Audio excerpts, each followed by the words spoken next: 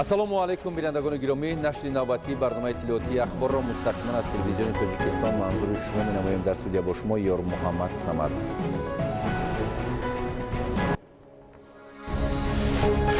мулоқоти асосгузори сулҳу ваҳдати миллӣ пешвои миллат президенти ҷумҳурии Тоҷикистон муҳтарам Эмомалӣ Раҳмон бо раиси шӯрои олии мусолиҳаи миллии ҷумҳурии исломии Афғонистон Абдуллоҳ Абдуллоҳ.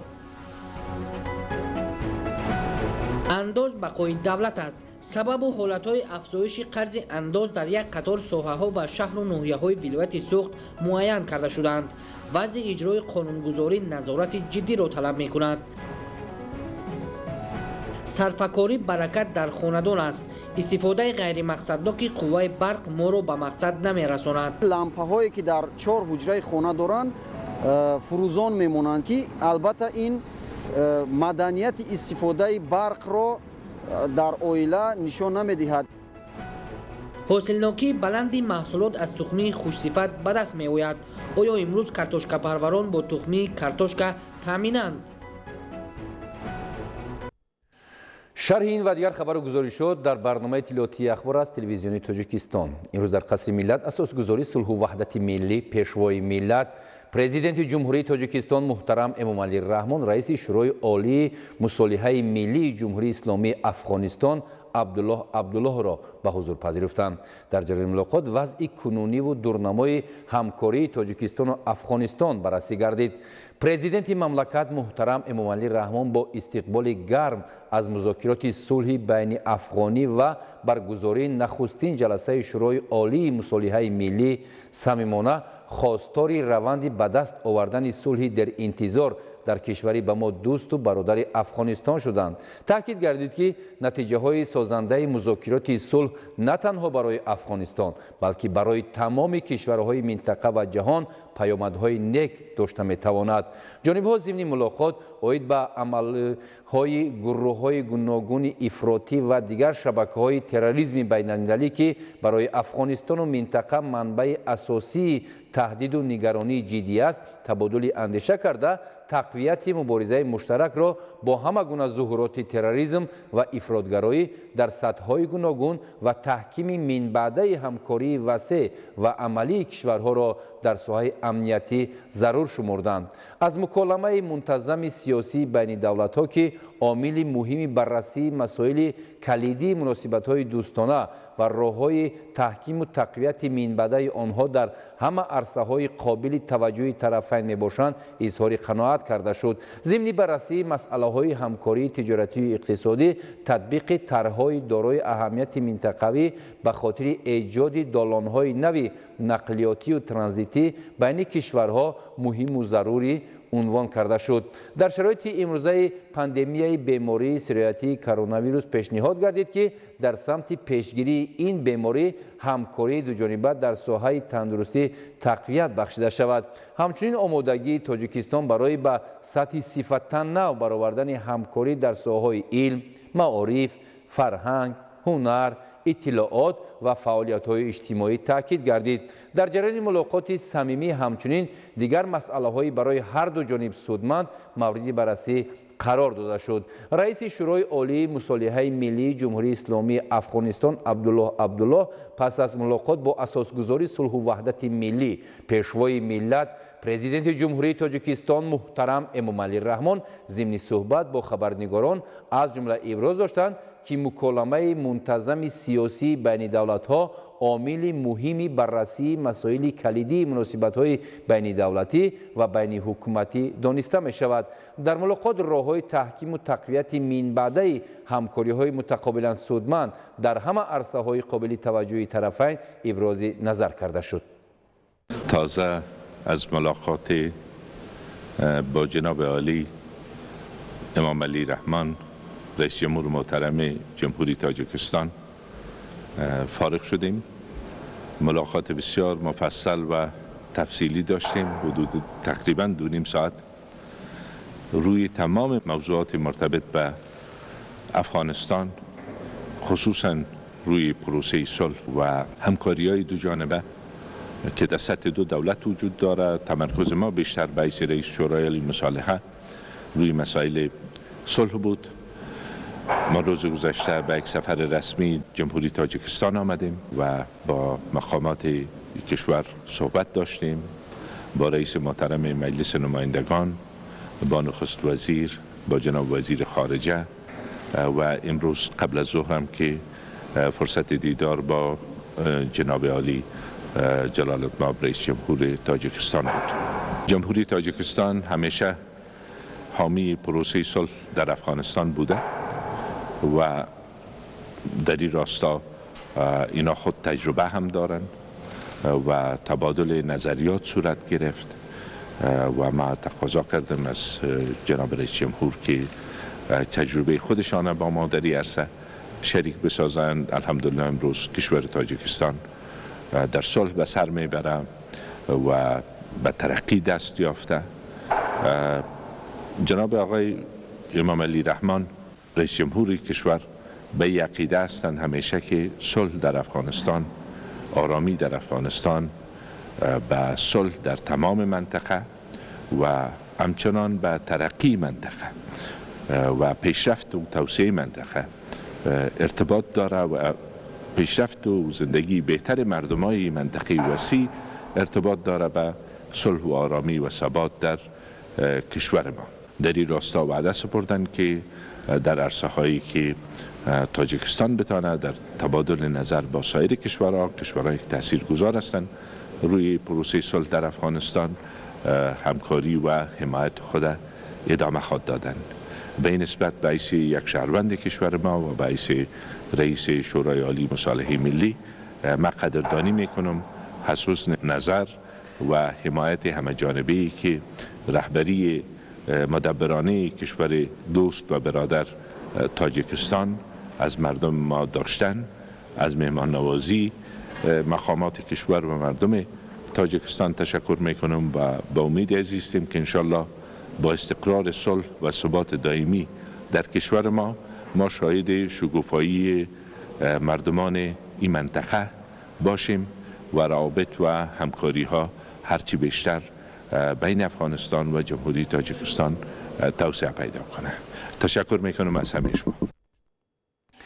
برنامه اخبار را ادامه می‌دهیم. در جلسه شورای هماهنگسازی فعالیت مقامات حفظ حقوق ولایت سوق وضع اجرای قانونگذاری اوید به ستانیدن بقیه قرضهای انداز مورد تحلیل و بررسی قرار داده شد. سبب و حالت‌های افزایش قرض انداز در یک قطار ساحه‌ها و شهر و ناحیه‌های ولایت معین و بهر اجرای قسمی درآمد بودجه مقامات مربوطه وظیفه‌دار گردیدند. گزارش روزعلی رحمان و الیاسی باباجان. نقشه قسمی درآمد بودجه دولتی در ولایت سوخت در 11 ماه سال جاری 94.7% تامین 143.1 میلیون سومونی کم مبلغ وارد گردیده است. بقیه قرض انداز در ولایت تا 1 دکبر سال 2020 131.9 میلیون سومونی را تشکیل می‌دهد که نسبت به اولی سال 26.6 میلیون سومونی زیاد میباشد. مسئله وضع اجرای قانونگذاری اوید به ستاندن بقیه قرض انداز در سال 2019 و 11 ماه سال 2020 در جلسه شورای هماهنگسازی فعالیت مقامات حفظ حقوق ولایت با اشتراک معاونان رئیس ولایت، رئیسان یک قطار شهر و ناحیه‌ها، مسئولین مقامات انداز ولایت و شهر و ناحیه‌های ولایت محاکمه گردید. رئیس شورا پروکورور ولایت سوخت در اساس نشانده‌ها در ساحه‌ها و شهر و ناحیه‌ها سبب حالت موجودیت و افزایش بقیه قرض‌های انداز را مورد تحلیل و بررسی قرار داد. در اساس معلومات مسئولین مقامات انداز ولایت و تحلیل و سنجش‌های پروکورور ولایت سوخت سبب‌های اساسی تامین نگردیدن اجرای نقشه واردات اندازها در 11 ماه سال روان و افزودن بقیه قرض انداز کم گردیدن حجم استحصالات در زیر تاثیر پاندمی کرونا ویروسی ارزیابی گردید. همچنین یکی از سبب‌ها دوام 2 سال اخیر حساب و پرداخت اندازها را کم کردن کارخانه‌های استخراج کارکرد معدن بوده. حصه واردات از حساب این کارخانه‌ها 12.4% کم شده است. حکومت جمهوری برای دستگیری ساحه‌های اقتصادی و اجتماعی، صاحبکاران خرد و میانه و دیگر ساحه‌های اقتصادیات یک قطار امتیازهای اندازی مقرر نمود و از حساب آزادکنی از اندازها کم نمودن معیاری انداز مبلغ معین اندازها به بودجه دولتی وارد نگردیدند. از روی 8 نمودی اندازها صفتناکی نقشه تامین نگردیده از این سرچشمه‌ها 216 میلیون سومانی اندازها وارد نشدند. یکی از منبع‌های واردات انداز اکسیزی بوده. هر ماه از این منبع به بودجه دولت باید 22.8 میلیون سومانی وارد کرده شود. بنا به حالت و تحلیل‌های مقامات پروکراتوری ولایت، اندازپرندگان علاهیده برخلاف طلبات کودکس انداز با مقصد گرفتن درآمد مفت و سرکشی کردن از پرداخت انداز قسم زیادی مشروبات اسپریتی را از حسابات آماری پنهان نموده به تمغه‌های اکسیزی به فروش می‌برند. مثلا در شهر کنیبادام نقشه انداز اکسیزی 1 میلیون سومانی بوده، عملا تنها نزدیک 50% وارد و 548,000 سومانی انداز اکسیزی وارد کرده نشده است. قرض‌های انداز اساساً به ساحه‌های کشاورزی، انرژتیک و صنعت، خواجگی آب، استخراج کارکرد معدن راست می‌آید. در سال 2020 در اساس 2989 قرارهای ناظرات انداز 73 میلیون سومانی بقیه قرض انداز رایانده شده. افزایش بقیه قرض از اندازهای سال روان حساب شده به وجود آمده است. در مجموع در ولایت شماره اندازپرندگان قرضدار کم شده باشد هم، اما در شهر گلستان ناحیه جباررسولف شماره اندازپرندگان قرضدار به 91 و 44 عدد زیاد شده است.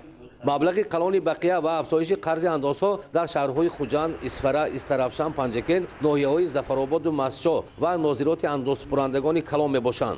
با نتیجه سنجش‌های پروکوروری 5 پرونده جنایتی و با آوردن 1043 امر 126 میلیون سومانی انداز به بودجه دولت رایانده شده است.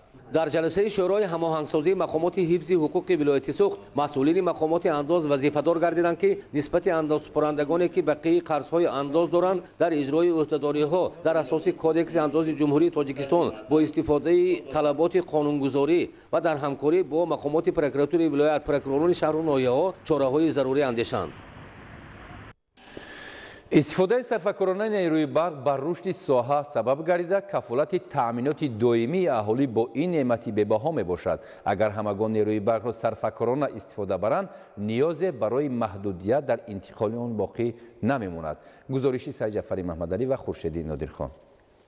سرفکنانه استفاده بردن نیروی برق در برابر تامین کاری با اعتماد انشاءات ساحه از جمله کم کردن سرباری و پیشگیری تلفات همزمان به قناعت بودجه هر یک عائله نیز مساعدت میکند. به اندیشه کارشناسان حساب تدبیرهای صرفه‌جویانه استفاده بردن قوه برق و در صورت 1% افزایش یافتن استحصال نیروی برق امکان است که حجم استحصال محصول صنعتی تا 2-3% زیاد گردد. امروز در جمهوری تاجیکستان که زیاده از 75% اهالی در دهات جایها زندگی میکنند، البته در فصلهای سرما که طلبات به گرمیدهی زیاد میشوند، میتوانند از ذخیره‌های طبیعی به مانند انگشت، هزوم و دیگر موادهای سوخت وسیع استفاده برند تا اینکه نیروی برق صرفه گردد.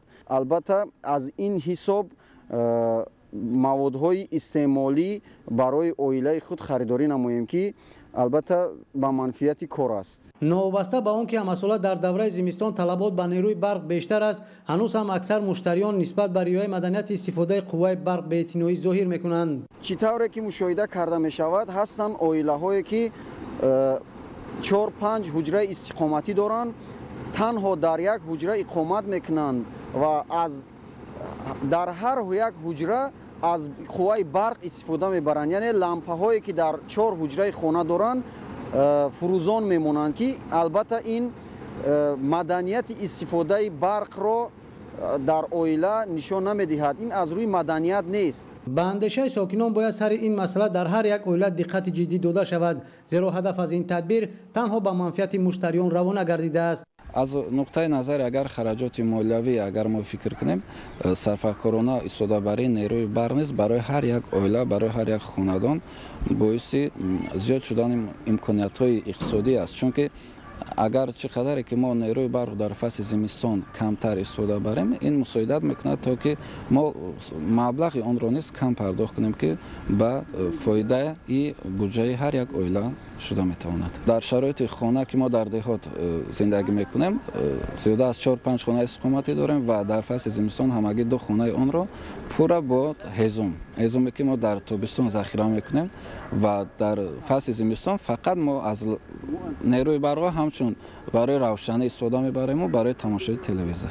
در شهر و ناحیه‌های منطقه کلاه ولایت ختام برای سرفکنانه استفاده بردن نیروی برق пешгирии ҳолатҳои қонуншиканӣ дар ин сам ва саривақт пардохт кардани маблағи барқи масрафшуда аз ҷониби кормандони соҳа корҳои фаҳмондадиҳӣ ва рейду санҷишҳо ба роҳ монда шудааст. Дар ҳар як ташкилоту муассиса ва манзилҳои истиқоматӣ имкон аст ки аз нерӯи барқ сарфакорона истифода намуд. Дар донишгоҳи давлатии Кӯло бо назардошти манфиати сарфаҷӯёна истифода бурдани нерӯи барқ масъулин иқдом гирифтанд ки бинои хобгоҳи донишҷӯёнро низ бо шабакаи гармидиҳӣ пайваст намоянд. Агар дар дигар ташкилоту муассисаҳо низ чунин имконият мавҷуд аст, бояд сари ин масъала таваҷҷӯҳ зоҳир намуд ва сарфакорона истифода бурдан ва суистеъмол накардан аз нерӯи барқро қарзи шаҳрвандии хеш донист. мутахассисони соҳаи энергетика дар вилояти Хатлон сол то сол беҳтар шудани таъминоти нерӯи барқро аз талошҳои ҳукумати ҷумҳурии Тоҷикистон дар роҳи расидан ба истиқлолияти энергетикӣ арзёбӣ мекунанд. гузориши ҳамкорони мо. дар ҷамъомади мутахассисони шабакаҳои барқи ҷануби вилояти Хатлон роҷеъ ба дастоварди соҳаи энергетикаи мамлакат ва дастгириҳои сарвари давлати Тоҷикистон ба рушди энергетика изҳори назар карда шуд. дар ҷумҳурии Тоҷикистон ҳадафҳои расидан ба истиқлолияти энергетикӣ ҳамаҷониба мавриди амал қарор дошта. тавре маълум гардид бо шарофати соҳибистиқлолӣ дар ҳудуди ҷумҳурӣ иншооти муҳими соҳа бунёд карда мешаванд. кормандони соҳаи энергетика барои расидан ба ҳадафи стратегии мамлакат корҳои соҳавиро мақсаднок ба роҳ монда барои истифодаи оқилонаву мақсадноки он ҳамеша миёни аҳолӣ ва муштариён корҳои фаҳмондадиҳӣ анҷом бидиҳанд. муштариёни мо бояд дарк намоянд, бояд донанд ки дар ин фасли сармо талабот ба нерӯи барқи хеле зиёд аст. таваҷҷӯҳи хосаи ҳукумати ҷумҳурии Тоҷикистон, роҳбарияти олии кишвар ин аст ки мардуми шарифи Тоҷикистон дар ҳама фаслҳои сол бо барқ таъмин бошанд. мунтазам таъмин намудани барқ ба аҳолӣ вазифаи асосии кормандони соҳаи барқ мебошад. кӯшиш менамоянд кормандони мо ки барои таъминоти барқи шабонарӯзӣ ва дар ҳолатҳои қатъ гардидани барқ саривақт бартараф намудани камбудиҳо чораҷӯӣ намоянд. тавре зикр гардид бо қабули барномаи давлатии дарозмуддати бунёди силсилаи нерӯгоҳҳои хурди барқи обӣ дар давоми солҳои 2009-2020 иқдомҳои хуби соҳавӣ татбиқ карда шуда қадами устувор дар рушди энергетика гузошта шуд.